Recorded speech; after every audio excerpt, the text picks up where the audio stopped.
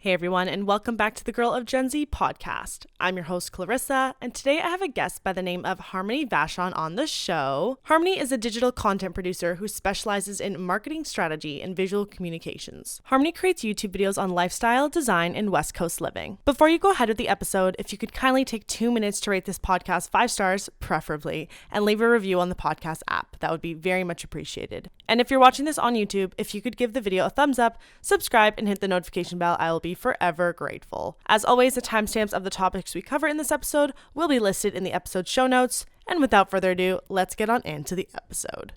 Hi, Harmonie. Welcome to the show. How are you today? I'm awesome. Thanks for having me. How are you? I'm good.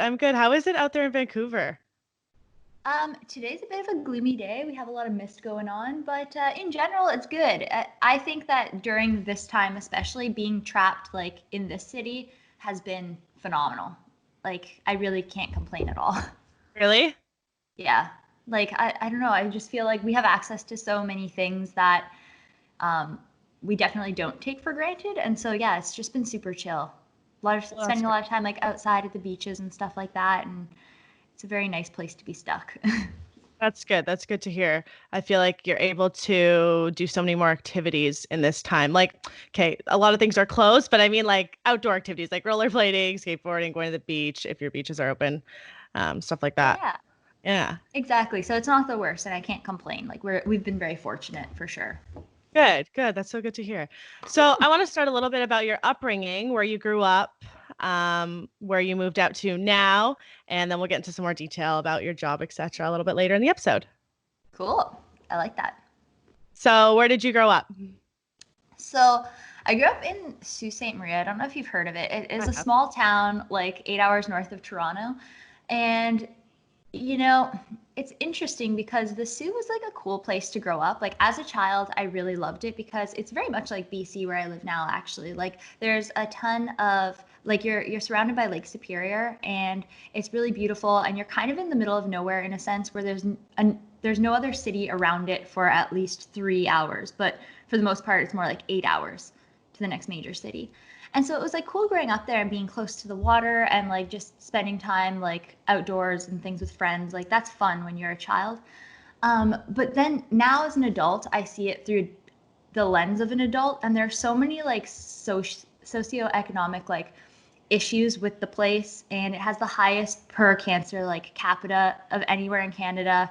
And there's a huge drug problem because like it's a border city, and so like I've seen so many people like OD on Facebook and stuff, like people my age, like there are so many deaths of young people, higher kind of like suicide rate, like it's very like dark. And so I can't help but see it like tainted now.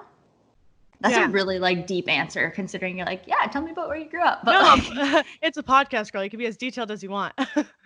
that's true. So I don't know if other people from like small towns kind of like have that same inner conflict. Like sometimes when I go home, I see it the way that I used to see it as a kid. And I'm like reminded of, oh yeah, this was like fun and a nice place to grow up. But then I can't help but, see it as an adult and be kind of bummed out, like what a shithole kind of thing. Yeah. Your views probably definitely changed from when you were a kid up until now. Yeah. So that's kind of a bummer. But like it is nice to go home. We have beautiful like provincial parks and stuff, like Lake Superior Provincial Park. And in terms of,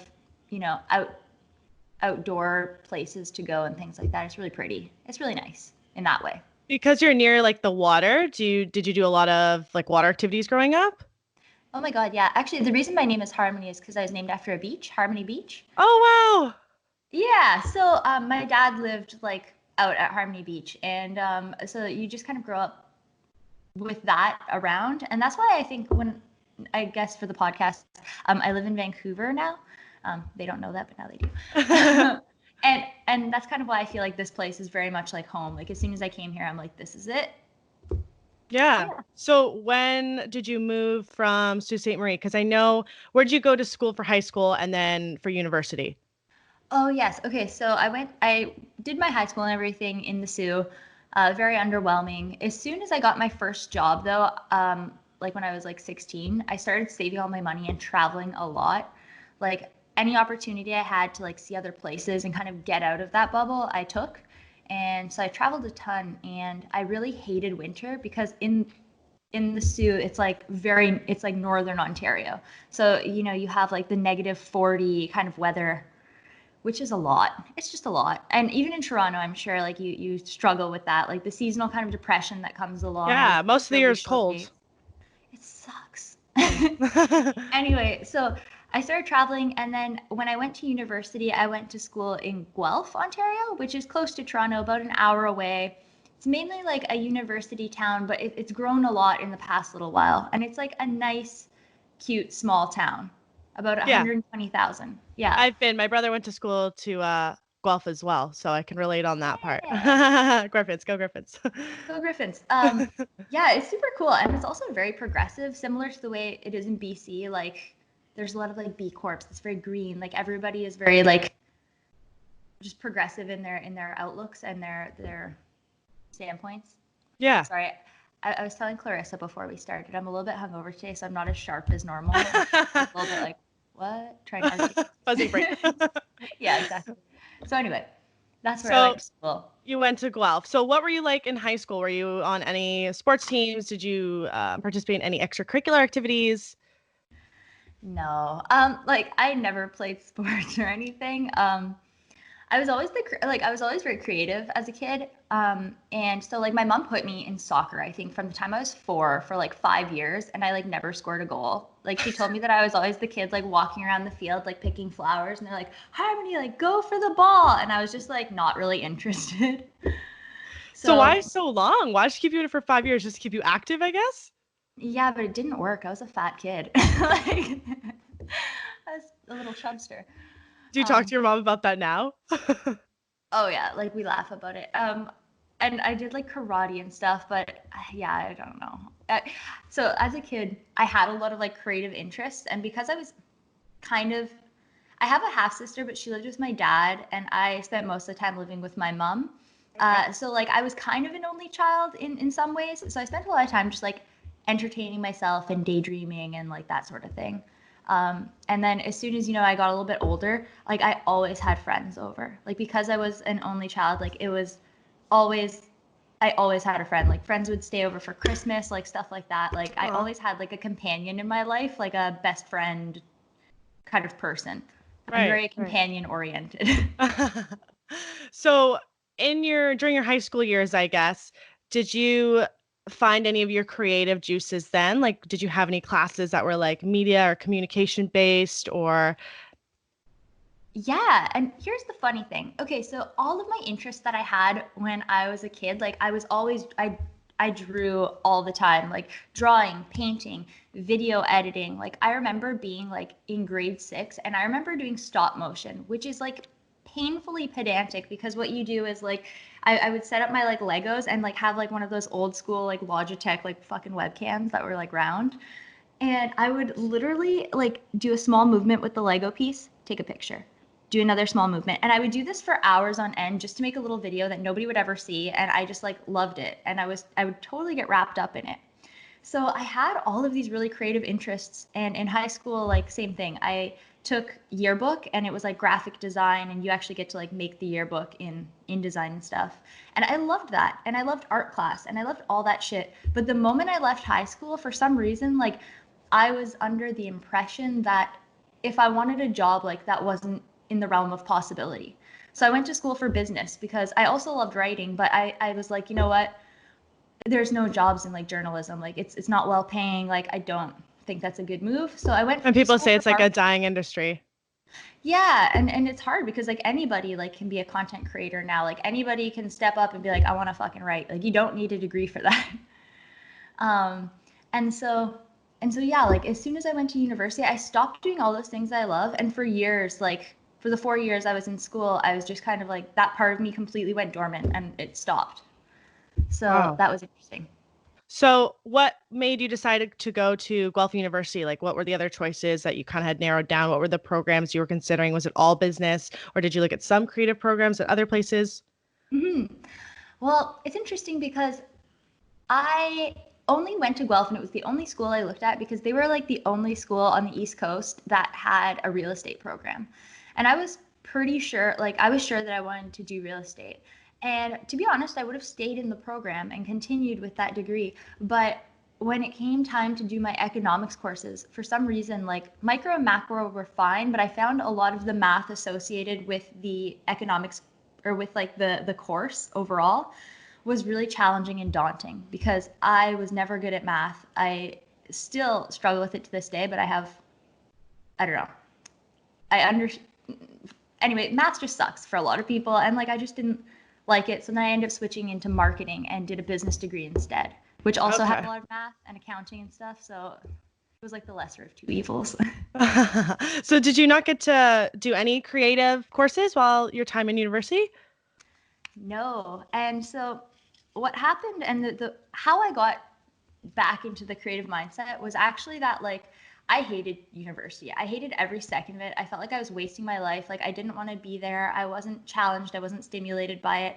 And the whole time I just got this like sense that I was there for a piece of paper to like prove to people like, hey, I'm valuable. And I didn't actually feel like I was learning. I didn't feel like I had, I don't know, enough to give to the world.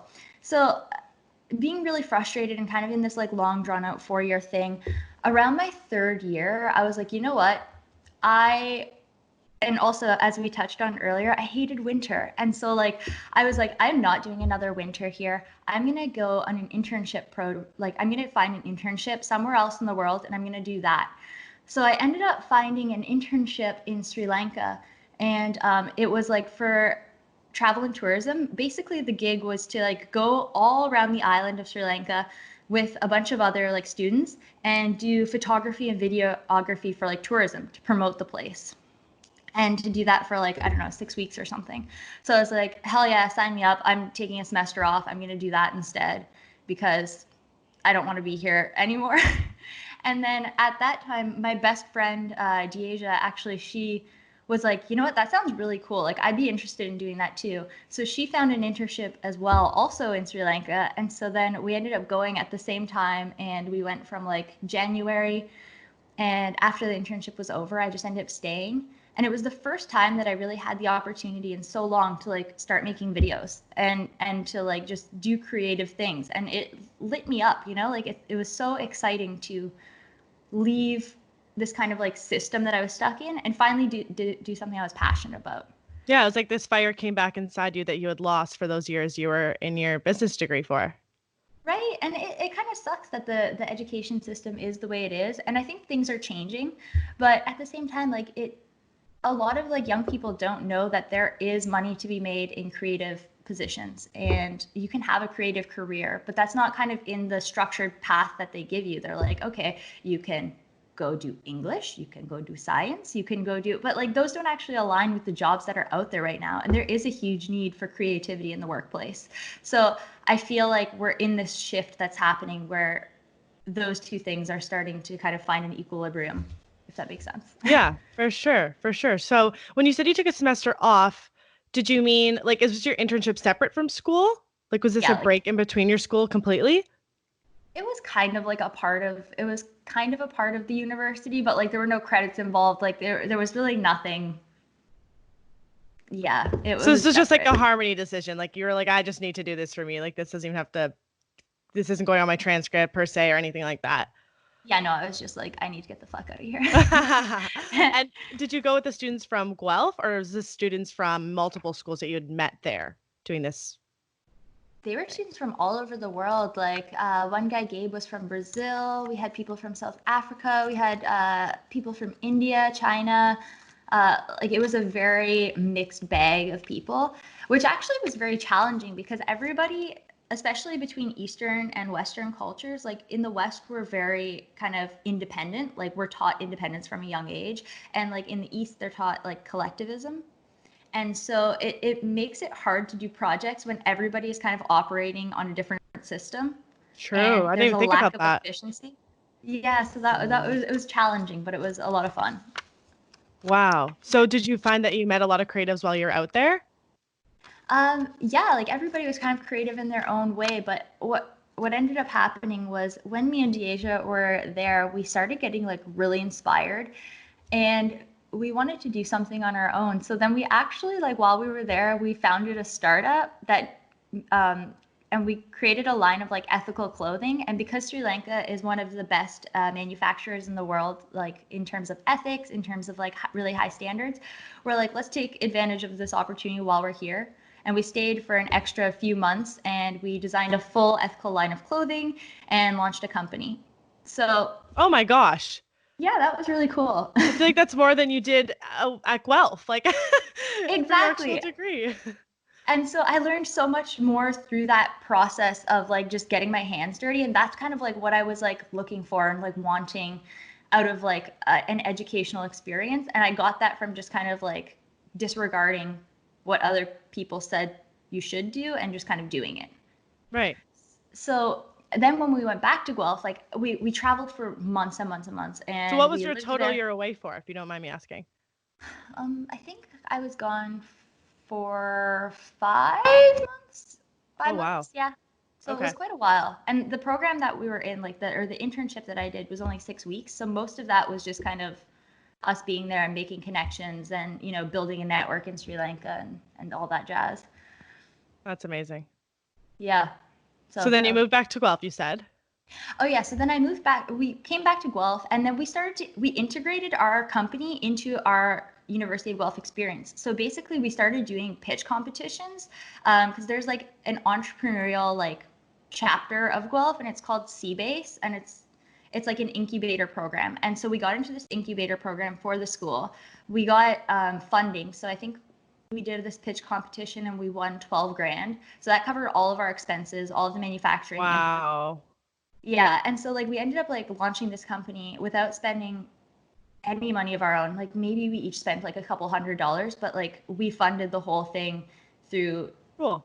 different opportunities that there were. Right. And yeah, and that's when like at school, like also that's now it started to be applied in terms of like credits and things. And we were able to kind of like pull that into our courses, and we were kind of like more recognized by the school for doing something. So that whole process really showed me that like when it comes to entrepreneurship, I loved the design aspect. So now this all kind of like weaves together, and I loved branding and I loved the creative aspect of business. And that's where like everything kind of started to come together, and I was like, "Oh, this is it. Like this is what I love. Like the video, the design, like all of that kind of jazz." So I feel like we could be on this topic all day, so I'll try not to stay on it for too long. But how Yeah, did sorry. you? No, my God, don't apologize. So, how did you guys come up with this idea of the ethical clothing? Like, how did you find a manufacturer? Like, did you, like, I'm just so curious how this process went along. Yeah.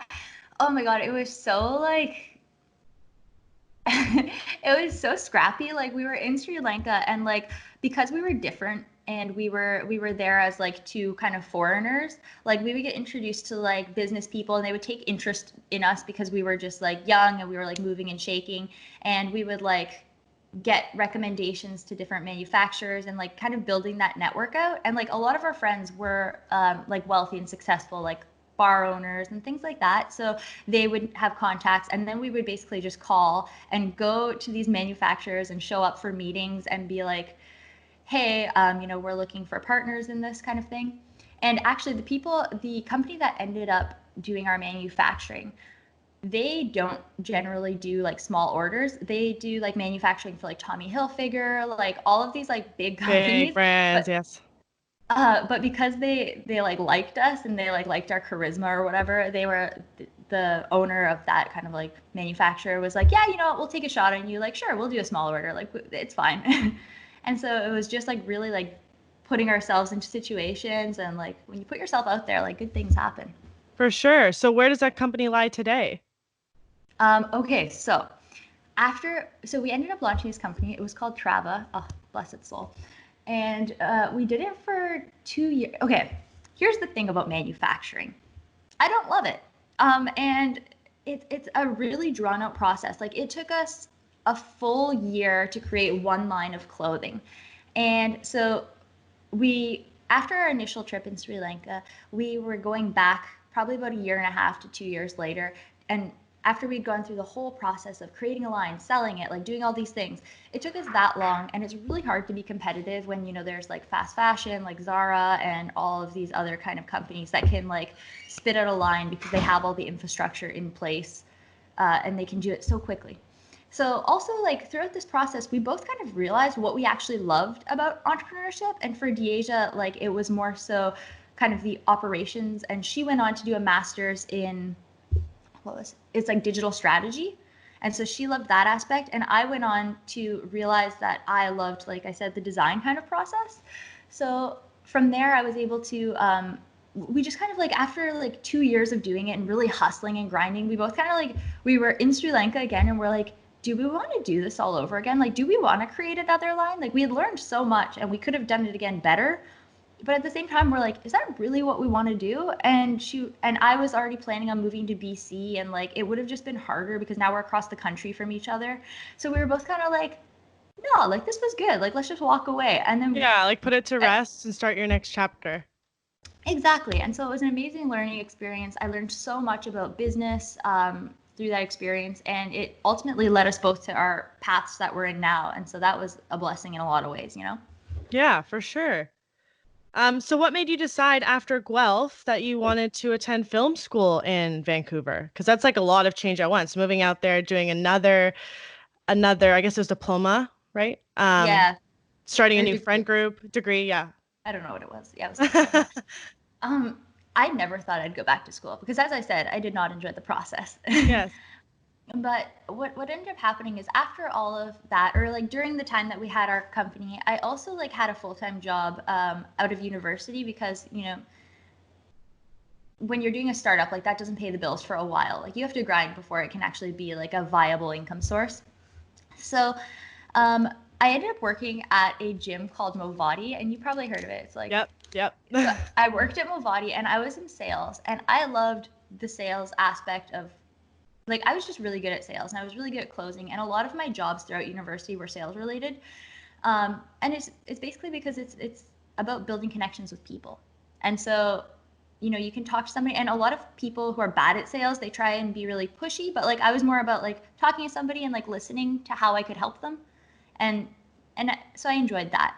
But after doing it, I was in this fucking sales job and it made good money and there were commissions, but it was a constant grind and a constant hustle. And when you're a business graduate, generally these are the sorts of jobs that are available to you. Like unless you're in economics, unless you want to work at a bank, like there's not a ton of options to in terms of employment when you're a business grad. Like there are, but they're kind of in different little streamlines. And none of those really spoke to me after doing sales for a year, like the culture of Movati, not to throw them under the bus, but it was like pretty toxic. Like I didn't love the way that they operated things. And I was like, is this the kind of role that I want to do forever? So then I came to this place where I was like, okay, I have a couple options. I could still pursue real estate because that was still interesting to me. And you don't need a degree to do it. You just like need to do the test. And or I was like, you know what? Or I could respecialize and really become a professional creative. And what helped me make the decision was because I was already in a sales role, I recognized that real estate would be the exact same fucking thing. Sorry, I'm swearing a lot. I think it's because I'm a little bit hungover. But and the thing about like a sales role is again, you're always like trying to feed your sales funnel. You're always trying to get new people, like try to bring people in, and like that becomes tiring. And it's always you always feel like you're taking kind of from people in a way, whereas like I wanted to give and add value and have people come to me. And so that kind of did it for me. I was like, even though going to film school is going to be crazy expensive, like VFS cost me $30,000 for 1 year without the cost of living in Vancouver. So I ended up racking up, I think, another $45,000 in debt. We can talk about that later.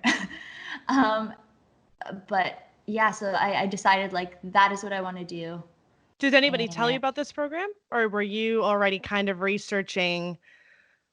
yeah, I was researching. And another thing that helped me make the decision was that when me and Deasia were kind of like doing our startup Trava, we got invited to do a lot of opportunities because we were two young female entrepreneurs, and most startups are male like led, and that's just how it is. Yeah. So like we were invited to speak at a conference in Toronto. It's called Trend Hunter, or what was it? Anyway, it was a conference and it was with business people and startups like from all over North America, and we were invited to speak at some point. That's cool. And like Yeah, and as like an after party, there was like there's a company called Trend Hunters, and their like headquarters is in Toronto. And so as the after party, like we got to go there, and it was like a cool kind of like startup-y office where they had like Nerf guns, and there was like, you know, a keg, and like it was very like the traditional kind of startup. And at that moment, I also realized I was like, I want to work at a cool company with this sort of culture, but I don't want to be the person who's doing entry level work like sales or like writing or something that I really didn't like. So I was like, I want to be specialized enough to get a job at a company like this, but not be at entry level. And so That's that pretty also helped me. specific that you were able to narrow it down. Yeah. And fast forward, like now I do work at a tech company with a really cool culture, and yeah, and so it worked out. But anyway, back to where were we? Film school, film school. So you chose to go to film school. This was the what? The top rated one of the top rated ones. I don't know, but I always wanted to live on the West Coast, and I was like, you know what, if I'm going to do it, I could do it in Toronto here, and like it would have been a lot less expensive. But I started actually calling people who went to the programs. Like I found grads and their portfolios and stuff online, and I set up like Skype calls, and I just like wanted to hear about their experience, if it actually led to employment, like because that'll tell you a lot about the program, if you know Absolutely. what I mean. So I talked to a couple of people whose work I really admired, and they were like, honestly, it's expensive, but it's really worth it in terms of the experience. So I was like, all right, done. And my boyfriend at the time, his family had just moved out to BC. And so he was also like, yeah, I would like to move out there, at least for the summer. So then we were able to drive out together. And that also like really helped me. Like it just made everything so much easier because we were able to go stay with his parents in the Okanagan for the summer, and then it was a very soft landing. Whereas if I would have just had to come completely by myself and move straight to Vancouver, it It would would have have been a just been harder start. exactly. So yeah, So was it that hard that to was meet was it hard to meet new people once you got there, or did your boyfriend's family know some people? Like how did your connection start to build? Or was it solely just school? yeah. So the Okanagan is actually 6 hours away from Vancouver. So like Oh, yeah, it's far. So like when the summer was over, he went back to Guelph because he is a couple years younger than me, and I came to Vancouver, and we actually ended up breaking up. okay. um, which was really hard. But we're friends now. We're the best of friends, and I love him dearly. And it doesn't matter. Like we're still family. But so I came to Vancouver pretty much on my own, and it was a fresh start. Like I didn't really know that many people. I knew one person from the Sioux who like lived here. Her name's Lindsay, and she had come out here to be like a stylist and a fashion blogger, and she still is now. But we weren't really friends in high school, but we kind of knew each other. So that was like the one person I kind of knew. Okay. Did you And touch base with her when you got there? yeah, and we're actually still friends, like to this day, and she's a part of the circle. And I was actually just with her yesterday. Oh, that's And amazing. yeah, but yeah, friends I found kind of hard to make in Vancouver. But like I met Alex, my current boyfriend, in the program, and he became my best friend like right off the bat, and we were just like really close. But like it was I always saw it as like very platonic. And then after months and months of like kind of doing everything together, he started to slowly change my mind. But like I was very dead against it. I was like, nope, not interested, not into it, not attracted. Like, nope, nope, you're my friend. Especially because my previous best friend who I ended up dating, we had just broken up. So it was like, Yeah, it was hard, I'm sure. it was hard. But yeah, so meeting people, I met a lot of people in that program and stuff, but none of them I really stayed friends with. Like I didn't click with a ton, except for Alex. And it took probably, people always ask me, they're like, is it hard to make friends in Vancouver? And it kind of is, in a way. And a lot of the friends that I have made in Vancouver are actually expats from other places, like people from Toronto, people from Australia, France, like people from Vancouver kind of like grew up in their bubble, and they have all their friends from high school, and they're not interested in talking to new people. They're like, oh, hi, you're new here? That's cool. Bye. Yeah. That's kind of the vibe. Aw. Not everybody, but some people. And Mhm. so, yeah, we have an awesome friend network now, but like that did take time to build. And if anybody else is thinking about moving out here, just kind of take it with a grain of salt. Like you will meet other people who are like minded. It just takes a moment. What's one of the sole differences that you realized once you moved out there and things you were learning and absorbing about what was around you compared to living back here? Oh my God, everything. Everything is different. Like the East Coast, the work life balance is so different. Like everybody is so driven. Like I know especially like in Toronto, it's very much like grind, hustle, Hustle. like happy hour after we're going to the club, like let's party, let's turn up. Whereas on the West Coast, it's like even like your management, your bosses will be like, yeah, make sure you take the weekend off, like Friday, 5 o'clock, get the hell out there, like go to the beach, like go for a hike. Like everybody really respects the work-life balance here because everybody is so much more laid back. And yeah, just the opportunity that you have to like do outdoor activities plays into the culture a lot. Everybody hikes, like everybody's really active, everybody's really healthy. And when I was thinking about moving from out east to here, I really consciously thought about that because I was like, I want to meet like-minded people and I want to live in a place where I can be really active and healthy, but without having to try and like go to the gym.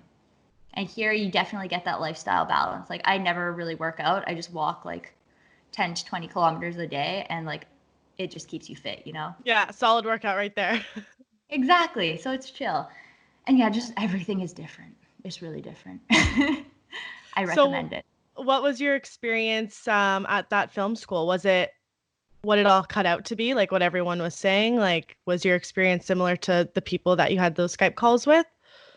Yeah, film school, like especially VFS, if anybody's thinking of going, is really intense. Like it is 12 months straight, and you do pull like, 12-hour days back to back. Like it's set up in a way that kind of does represent like the industry, in a way like you're constantly on deadlines. Like you're doing a lot of projects at once. You're getting critiqued. Like you're pitching your kind of designs. Like every time you put something together, you're standing in front of a room and you're kind of backing it up. You're explaining your process, and I found that very helpful. I really liked the structure of being in school because you can learn a lot of the stuff we learned on your own on YouTube, whatever. But just having the structure in place to really go through the process, I found helpful, and so that's why I decided to do that instead of trying to be self-taught. And I recommend that for people as well. I don't know how interesting that is, but yeah. What things have you taken from your film education that has translated into your YouTube content and stuff you're doing now? Actually, like not a lot because the program that I was in was digital design, and so we learned a lot of like UX. Like half of it was like motion design, which is proper like using After Effects and things like that, and UX design, which is a whole other design process. But and on the side, I was just doing YouTube. I just started doing it because I really liked it, which was more like film, kind of like editing and stuff. Um, and yeah, I don't know. What was the question again? I'm sorry. What things have you taken from your film education that has translated or improved your YouTube content and stuff you're doing now? Hmm. Like, have you sharpened your skills in After Effects? I'm assuming yes, because that's what you focused on, then UX. I use Premiere a lot, but so yeah, like I guess I don't know. I think it sharpened like just learning the design process step by step. And as I move forward with my YouTube channel, I'm actually starting to make a lot more design focused content. And I've noticed it performs really well. Like a ton of people are engaged by that content because they're kind of like me and they're trying to figure it out on their own. So if I can be helpful and I have that unique perspective, I'm happy to share that kind of thing. So learning that and taking that away from film school definitely gives you an advantage. And I don't know if you watch YouTube, but there are other people like Ashley, like Best Dressed, who is also like a film grad, and she, like, you can tell the difference between your average like girl on YouTube who's like, "Hi, here's the thing," blah, and then somebody who's really taking the time to craft a narrative. And there's pacing and there's different techniques that she'll use. And I use that as an example because she's really well known. But I try and do that too. Like I never want to kind of put stuff out at the base level, and sometimes I do because you can't always put like 10 to 16 hours into a video. But yeah, I try to use my skills to put out something that's above the standard, I guess. Yeah, Would be well, my it's something I've really noticed in your videos is you have a great amount of B-roll, great amount of use of text, color yeah. change. Like you're very good at like keeping the eye engaged and seeing those changes, and it just draws you in and makes you want to watch the entirety of the length of the video. You know what I mean? Yeah, and I think like especially in the VFS program, I as an adult like around that time I found out I had ADD, but like I was Oh, never hyperactive. I wasn't a hyperactive child. It's just I think that the way I process information is more tangential. Tangential, is that the proper word? Than linear. And I think okay. as a creative, that really works as an asset to me. But also because you have less patience and less attention, I think I always think about that when I'm editing. And editing is something that keeps me so fully engaged. It's like I could do it for like 10 hours straight and I'm like happy as a clam. Do you love But editing? I love it. Like I just get so lost in it. It's like so much fun to me. But like I'm always thinking about like, okay, this is boring. Like I'm gonna lose somebody's attention. And audience retention is like one of those key metrics that YouTube uses to, recommend content. And so like if people are getting bored, I'm wanting to put in those cues or like maybe I could add something here to keep somebody's attention more. And I think Right. if you're editing videos, keeping that in the back of your mind is helpful. Maybe that's a helpful tip for the viewers if they're Yeah, in for that sure. industry. For sure. What made you start your channel, your YouTube channel? This goes back to like kind of what I was telling you before. Like when I was younger, me and my friends made videos all the time just for the fun of it. But I never thought to put it on YouTube. And when I was away in Sri Lanka, like making videos about like my travels and stuff, I kind of started to put it on YouTube because I was like, oh, this is a fun opportunity to do something new and kind of like challenge myself.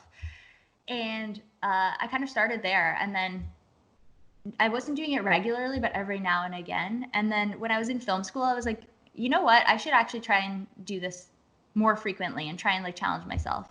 But in the beginning, it's hard because like a video that would probably now take me 6 hours, it would take you like 20 something hours to do. Just because you don't have the muscle memory, you're not as fast at the process, And the like, shortcuts and yeah, for sure. For sure. and all of that. Yeah. So Especially if you after, want to be a good outcome, like you want to be able to include everything that you're envisioning in your head on in that video. It's like you said, it's not that baseline, and you want this video really to perform well. Then yeah, I totally agree with that. exactly. And when you're starting out in something new, whether it's design or video editing, there's like this gap between like your taste and like what you want it to look like and like your skill level and like trying to merge those two things and close that gap takes a lot of time, effort, repetition, patience. um, and yeah, it does eventually close and it gets easier, but it definitely takes time because you're like, I want it to look so cinematic and cool, or like, I want it, why doesn't it look like a Nike commercial? Mine looks like shit. And you don't know about lighting and like all this jazz. So yeah. Oh my goodness. So what are your favorite types of videos to record on YouTube? Because I've noticed you have such a variety. I know. To be honest, like if it were up to me and not the algorithm, like I would make videos about everything. Like I love channels that like dive into different topics all the time, but that kind of that kind of content doesn't necessarily perform well because the algorithm decides, okay, this is what this channel is about, and it decides how to recommend. So sadly, as a creator, you kind of have to play within those creative restraints. And the only reason I started making videos about like West Coast living is because like I had one video that kind of like popped off and it was about moving to Vancouver and it was just something I made for fun. But then I was like, okay, this video is getting traffic. If I make similar content, then the people coming in from this video will watch the similar content. And so like now I'm trying to push into other areas of like design and more and my interest for real estate. I've pulled that into my searchability for Vancouver, and I've started doing like house tours and stuff, but like within Vancouver. So it's still technically in my niche, but like it also plays into my personal interest of real estate, which we kind of talked about earlier. Right, right. So your answer, I guess, would be you'd really want to film everything. Yeah, like if it were up to me. And like as you're like as you can probably tell with like larger creators, like once you have an audience base who just likes you and the content you put out, like you can really make a video about anything and people will watch it. Very true. um, but it takes a long time to get there. Like I feel like it takes a long time to build an audience, especially if you're learning about YouTube, you're learning about SEO. Like I've been doing this for 3 years now, which is longer than I've committed to literally anything in life. So like, but I've learned so much throughout the process, and you have to like the process to do YouTube. You know what I mean? Right. How Because often do you upload? lately, this in May slash the end of April, for like the first time ever, I was uploading every week, every Thursday. And that's kind of like a grind because of the amount of time I do put into videos. But now that I'm so proficient, it takes, like I said, it's about 6 hours per video as opposed to what it used to take me, which was more like 12 or 15. And because you have so much B-roll, do you often have somebody like maybe your boyfriend help you record that? Like, how do you get the shots where you're in them? Yeah, usually my boyfriend does help me, but I'm not in a lot of shots. Like I have to consciously like make an effort to go shoot B-roll that I'm actually in, but like when I'm just out and about living my own life, I'm always recording B-roll. So like I just have like a library that is insanely large, and it's like 2017, 2018. It's all categorized, That's and so like I just so have, good. yeah, and it's so helpful because like I rarely have to pull like stock footage or anything. That's yeah, and it's so raw and real. It's like your own like you saw this with your own eyes. This is your footage. Like you don't have to go pay for that. That's Yeah. stuff you filmed. Yeah, I went to school for television and film production. Oh, And no way. yeah, I went to in London to Fanshawe College. And Cool. I remember there was an assignment we had. I don't think it was a documentary, maybe. And Mhm. one of our like check-ins with our teacher and our class was to show how much footage we had captured so far. And we had like no B-roll. We had like maybe two clips that we took of like the park in London, Victoria Park. And my teacher's Yeah. like, are you serious? This is the only B-roll you have? Like he just kept drilling like B-roll, B-roll, B-roll. Like you have to be recording, like not every second of the day, but be very conscious. Like he would love you in the sense that like you had all these libraries ready to go. You had so much to choose from. And here we are struggling trying to like find something that goes with our storyline and like weren't making a Yeah. conscious effort to be filming often enough. So now my like I guess thought process and just being more conscious of I guess just having the camera ready to shoot those things is so much Yeah. higher than it was when it was in school. That's so interesting. I didn't know that you had a film background. Cool. Yeah, yeah. So, and your program sounds similar to a postgraduate program at Fanshawe College too. This one was called, oh my God, what was it called? It's like not coming to me. Advanced Film Production or something like that. I can't even remember. But yeah, it was Yeah. very like, I think it was 12 months straight as well. Very, very long hours, like more intense than my program was for sure. Like, don't get me wrong, there was tough moments in mine as well, but this Mhm. one was like, okay, this is like the real deal. This is like the professionals are in this program. Yeah. No, I totally did see that program, like the one that I took as a post grad. Like, we actually had a very strong class because a lot of people had already been professional graphic designers and then coming into the program with like 5 years work experience. So like, and of our program, we had so many because like the cool thing, and I was really excited about taking a creative program because it's so different than your traditional university. Like you go in and like every there were only 30 people in our program, and that was like the max amount. But like every person can get given the same brief and do something entirely different with it. And like we had one girl, Iris, who like went on to do her grad project on like virtual reality. So created she created basically a VR setup that would allow, I believe, scientists to do kind of simulated experiments in a lab. And I forget what the selling point was, but it was basically for like safety training and things like that. So they would be able to like go into this VR setup and like run through a scenario in order to prepare without doing it in real life and like getting injured. That's so crazy. And that would be so Right? useful. It was so useful. But then for that same project, like I did a commercial for Vessi footwear, and they're like the waterproof shoes. You might have seen them on Yeah, Instagram yeah, and I've seen stuff. them. And so I worked with them and did that and actually had a real client. And then we had this other girl, Jade, who like made a video game trailer and she like went on to work for the people who make Call of Duty. Fuck, I forget what company it is, but in LA and like make a killer salary like doing that and creating video games. So it was so interesting to have this group of highly talented people all in the same program, and it just really raises the bar for everybody, right? And so it really forced everybody to kind of level up. I love that. I feel like it's not so much a competition. It's like a good challenge to take on, you know, like nobody's doing at par in these assignments. Like they're taking this to like go perform in the real world after and like Right? aim high. Yeah. And that's the That's thing. That's incredible. what I didn't like about university. Like to me, it just seemed like very hypothetical. Like I wanted to get my hands dirty, as you probably like did in film as well, and like do something that nobody else could replicate. Like if you already know how to do something, I'm not really interested in learning it because I if anybody could learn how to do it, like why not just automate that process? And now everything is getting automated, so it eliminates the need for those repetitive kind of tasks. Like soon there will be a software that can do most of your like accounting, like let's say. Yeah. But you can't necessarily replicate the creative process because you're creating something entirely new from scratch, if that makes sense. Yeah, no, for sure. Even we had assignment. I don't even remember. It was called an experimental. And I had a friend in my class and he experimented with a white background and a glass of water and dropping different food colorings into it. And like the whole, I guess, experimental part of it was he edited it to the beat of a song. And then the Oh, water drops look so like the colors.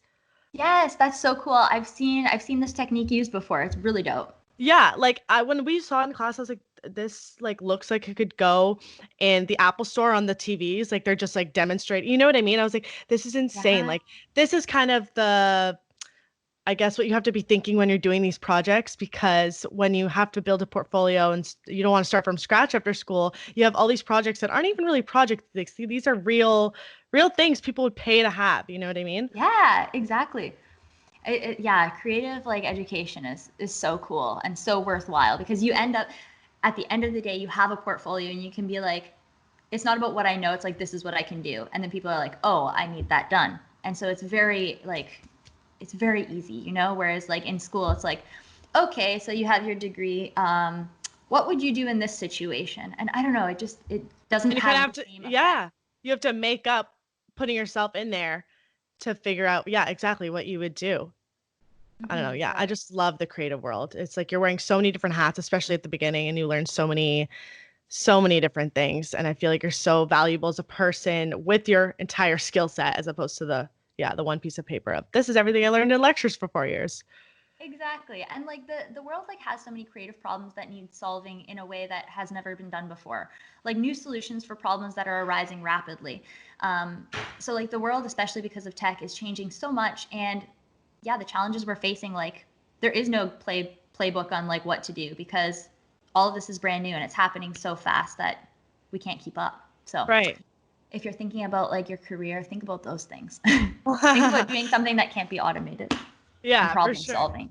For sure. So do you want to tell everyone what you're kind of doing right now work-wise and then how you're balancing YouTube with it and other creative projects you're working on? Yeah. So right now I work at a tech company and I'm the digital content producer. So I make a lot of tutorial videos, explainers, promotional things. Like I still wear a lot of hats in that role. And now it's starting to become more specialized because we're getting more people on our marketing team. But in terms of YouTube, I'm still just making content for my personal channel, West Coast living kind of stuff, lifestyle stuff. But I'm also starting a new channel that is solely about more so the design process, creative content production. And it's kind of geared towards either entrepreneurs who want to learn how to do that sort of thing for their own business, or it's aimed at other creators who are looking for a process to follow. Because, like, maybe you want to learn about how to, break away from that kind of traditional process and get into more of a creative role like I did. Like in the past couple of years, like I went from having like no creative, like formal experience, like nothing to put on a resume, to earning like a pretty high salary as a creative professional.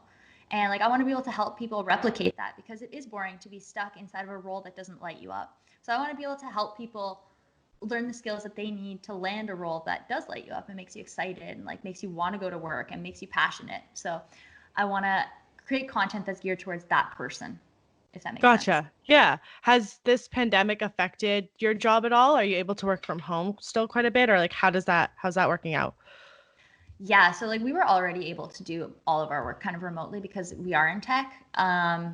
And so that was kind of already like built, but now it's become mandatory. And I think that for our company anyway, like I think it's going to be mandatory for the rest of the year, which is completely fine. I love working at home.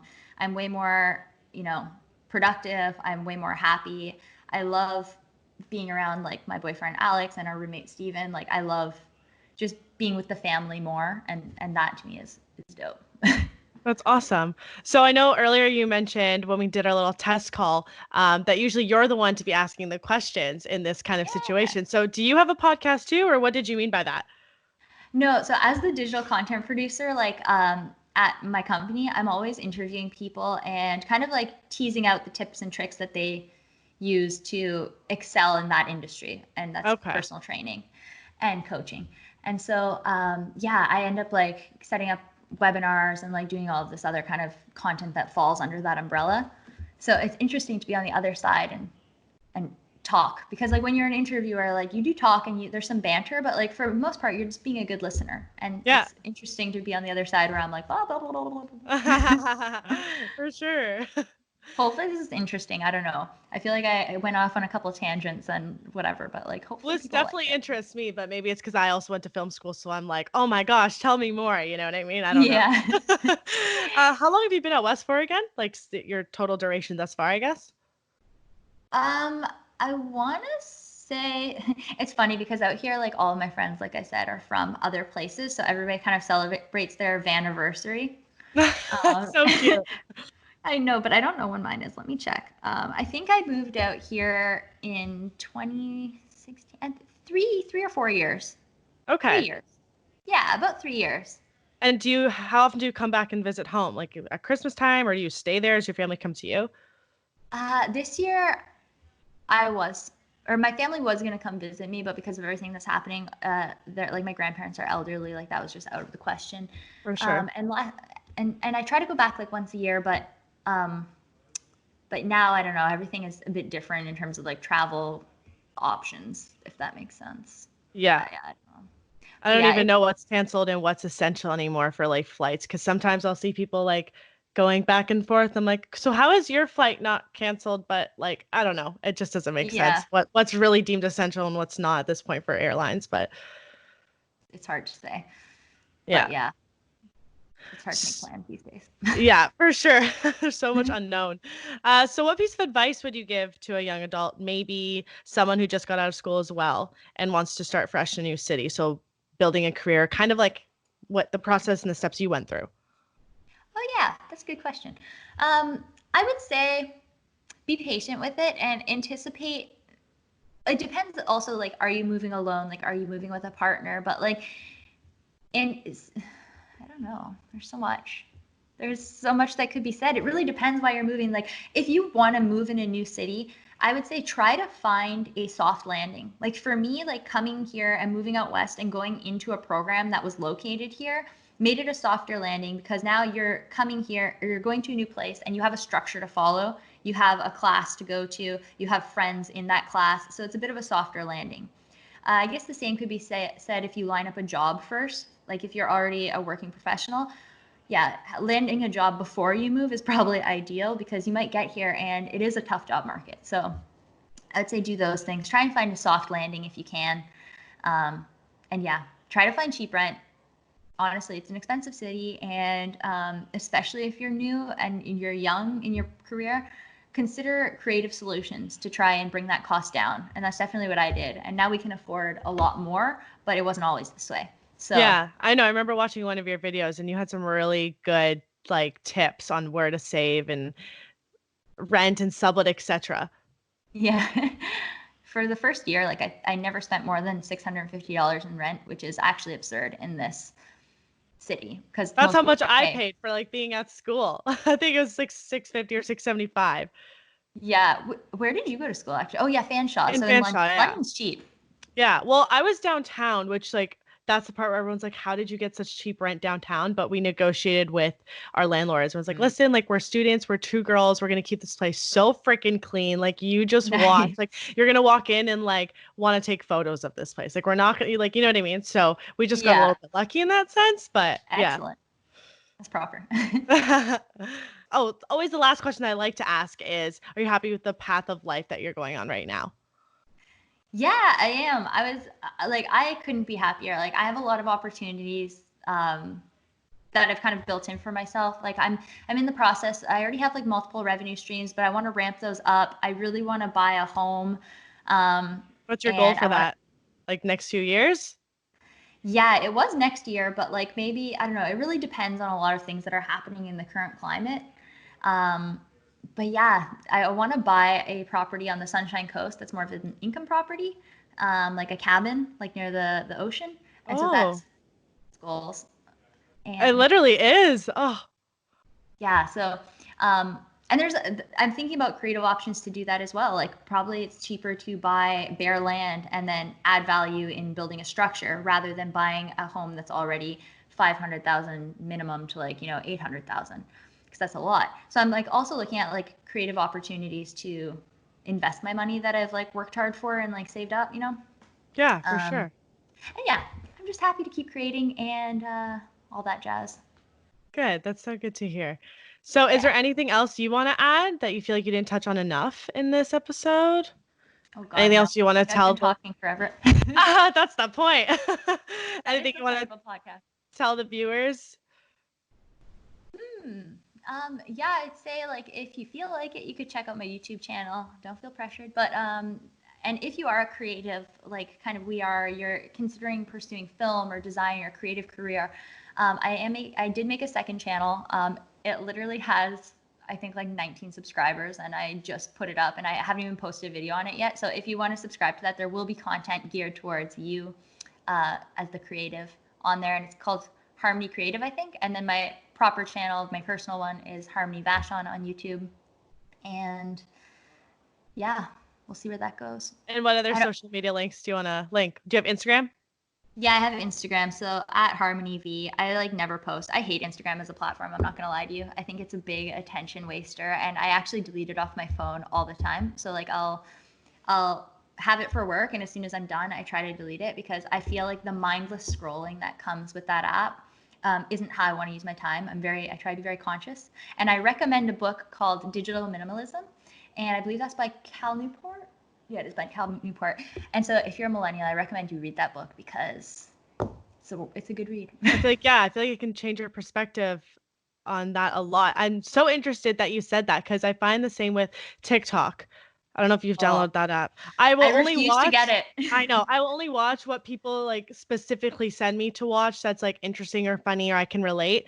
Otherwise, yeah, you're caught. It's worse than Instagram. You're caught in this ever-ending scroll and you're like, Right? I've wasted 3 hours of my time. Or like if you're like sitting on the toilet, this is kind of TMI, but and you're just like, oh, I'm just gonna watch a couple things, and then you're like, oh my God, like I need to get off the toilet. Like, I don't know. It's just it's the same deal with Instagram in that sense. It's true. I refuse to get TikTok, not because I don't like it, but for that reason, because I know that I'd be on it a lot and like spend a lot of mindless time. Um, and so my little trick is because I do love TikToks, I'll go and watch compilation videos on YouTube Oh, like the because best roundup kind of.